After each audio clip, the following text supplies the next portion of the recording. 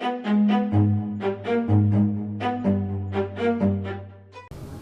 16-17 साल की उम्र में मैंने जो वचन राजीव गांधी जी को दिया था वो आज तक निभाया है, और आज इस उम्र में एक संकल्प ले रहा हूं कि मैं आजीवन नरेंद्र मोदी के साथ खड़ा रहूंगा। बस बस बाबा बस, इसी दिन का तो लंबे समय से इंतजार था कि कब ये मौका आए और आचार्य जी खुलकर सबके सामने ये कह पाए कि मैं आचार्य प्रमोद कृष्णम पीएम मोदी का भक्त हूँ। लंबे समय से मेरे मन में ये बातें चल रही थी, मुझसे रहा नहीं जा रहा था। लेकिन भला हो कांग्रेस के लप्पू से वरिष्ठ नेताओं का, जिन्होंने मेरे द्वारा इतनी बेइज्जती करवाने के बाद मुझे निकाल दिया। जी हाँ, तो भैया चलिए इस वीडियो में हम बात करेंगे पीएम मोदी के परम भक्त आचार्य प्रमोद कृष्णम की, उनके इतिहास की, भूगोल की और केमिस्ट्री की। कौन है आचार्य प्रमोद कृष्णम? तो आचार्य प्रमोद कृष्णम का जन्म 4 जनवरी 1965 को उत्तर प्रदेश के संभल में एक त्यागी परिवार में हुआ था। त्यागी यहाँ पर सरनेम है, त्यागी मत समझ लीजिएगा। वो 2 बार कांग्रेस के टिकट पर लोकसभा का चुनाव लड़ चुके हैं। पार्टी ने साल 2014 में उन्हें संभल और 2019 में लखनऊ से प्रत्याशी बनाया था। दोनों ही बार उन्हें हार का सामना करना पड़ा। 2019 के लोकसभा चुनाव में उन्हें कुल वोट में से 16.12% वोट ही मिले थे। उसके बाद उन्हें कांग्रेस की उत्तर प्रदेश सलाहकार परिषद का हिस्सा बनाया गया, जिसका गठन तत्कालीन यूपी प्रभारी प्रियंका गांधी वाड्रा की मदद के लिए किया गया था। लेकिन प्रियंका भी वापस चली गई और इस परिषद का मोए मोए हो गया। बहरहाल इतना जानना काफी है, बढ़ते हैं बात आगे। सवाल यहाँ उठता है कि कांग्रेस ने इनके साथ किया क्या। दरअसल कांग्रेस ने प्रधानमंत्री नरेंद्र मोदी से मुलाकात के कुछ दिनों बाद आचार्य प्रमोद कृष्णम को पार्टी विरोधी गतिविधियों के आरोप में 6 साल के लिए निष्कासित कर दिया। 10 फरवरी को एक आधिकारिक बयान में कहा गया कि कांग्रेस अध्यक्ष ने प्रमोद कृष्णम को तुरंत 6 साल की अवधि के लिए पार्टी से निष्कासित करने के उत्तर प्रदेश कांग्रेस कमेटी के प्रस्ताव को मंजूरी दे दी है। इसमें कहा गया कि ये निर्णय अनुशासनहीनता की शिकायतों और पार्टी के खिलाफ बार-बार सार्वजनिक बयानों के बाद लिया गया। कांग्रेस से निष्कासित किए जाने के बाद आचार्य प्रमोद कृष्णम ने अपने एक्स हैंडल पर एक पोस्ट में राहुल गांधी को टैग करते हुए लिखा, राम और राष्ट्र पर समझौता नहीं किया जा सकता। वाह भाई साहब, सही है। वैसे प्रमोद कृष्णम लगातार सार्वजनिक मंचों पर खुलकर राहुल गांधी का विरोध करते थे और प्रियंका गांधी का पक्ष लेते थे।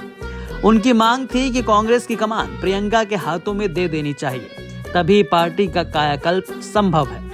बीते कुछ दिनों से वो भाजपा की ओर बात करने लगे थे और पुरानी बातें याद करते हुए वो कहते हैं,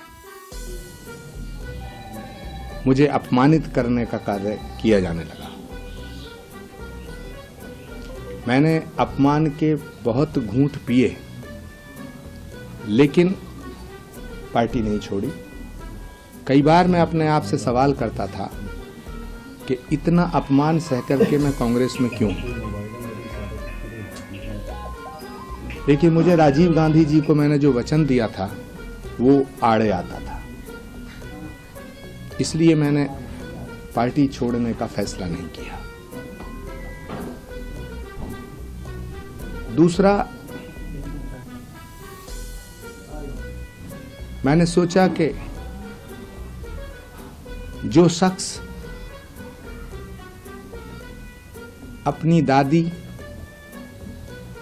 अपनी मां, अपने पिता के साथ सुख दुख में खड़े रहने वाले नेताओं की इज्जत नहीं करना जानता। भारत की संस्कृति है, भारत की सभ्यता है कि हम अपने बुजुर्गों का बड़ा सम्मान करते हैं, हम अपने पूर्वजों को बड़ी इज्जत देते हैं।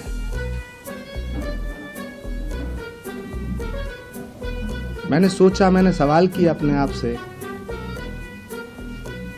कि जो व्यक्ति इतने बड़े बड़े नेताओं की इज्जत नहीं करता है, तो फिर यदि मुझको अपमानित किया जा रहा है तो ये कौन सी बड़ी बात है। पार्टी लाइन से इतर जाकर आचार्य प्रमोद कृष्णम ने राम मंदिर पर भाजपा का समर्थन किया उन्होंने राम मंदिर प्राण प्रतिष्ठा समारोह का बहिष्कार करने के कांग्रेस के फैसले की खुलकर आलोचना की थी और इसे दुर्भाग्यपूर्ण फैसला बताया। वो रामलला की प्राण प्रतिष्ठा में शामिल होने 22 जनवरी को अयोध्या भी गए थे। इसके अलावा ये भी जान लीजिए कि आचार्य प्रमोद कृष्णम ने बीते दिनों प्रधानमंत्री नरेंद्र मोदी और उत्तर प्रदेश के मुख्यमंत्री योगी आदित्यनाथ के साथ साथ कई बीजेपी के बड़े नेताओं से मुलाकात कर उन्हें 19 फरवरी को कल्की धाम के शिलान्यास समारोह में संभल आने का निमंत्रण दिया था। वो कल्की धाम के पीठाधीश्वर भी हैं। पीएम मोदी से मुलाकात के बाद आचार्य प्रमोद कृष्णम ने कहा, उनसे मिलने के बाद मुझे एहसास हुआ कि उन पर दैवीय कृपा है। वाह वाह, वो दैवीय शक्ति के प्रतीक हैं। क्या बात है। पीएम मोदी से मिलकर मुझे जो अनुभूति हुई उसे शब्दों में बयान नहीं किया जा सकता।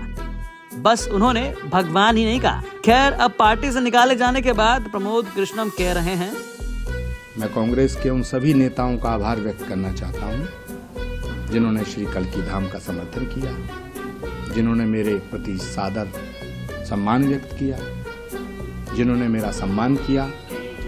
कांग्रेस पार्टी में आज बहुत मायूसी की लहर है। हर कोई नेता पूछ रहा है कि आचार्य प्रमोद कृष्णम का कसूर क्या था।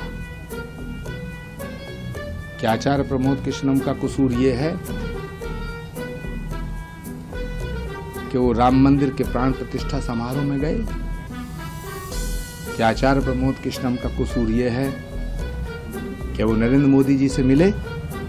या आचार्य प्रमोद कृष्णम का कसूर यह है कि वो योगी आदित्यनाथ जी से मिले? मैं उन सभी नेताओं का आज आभार व्यक्त करना चाहता हूं जिन्होंने कांग्रेस पार्टी में रह के मेरा साथ दिया। लेकिन मैं सभी नेताओं से आज आपके माध्यम से एक बात कहना चाहता हूं कि जो शख्स अपनी मां और अपनी बहन की इज्जत नहीं कर सकता, वो इस देश का सम्मान क्या करेगा। तो भैया, ये वीडियो आपको कैसा लगा हमें कमेंट करके जरूर बताएं। बाकी तमाम ऐसी और वीडियोस के लिए आप चैनल को सब्सक्राइब कर लें, लाइक करें और देखते रहें खबरें बाय गौरव।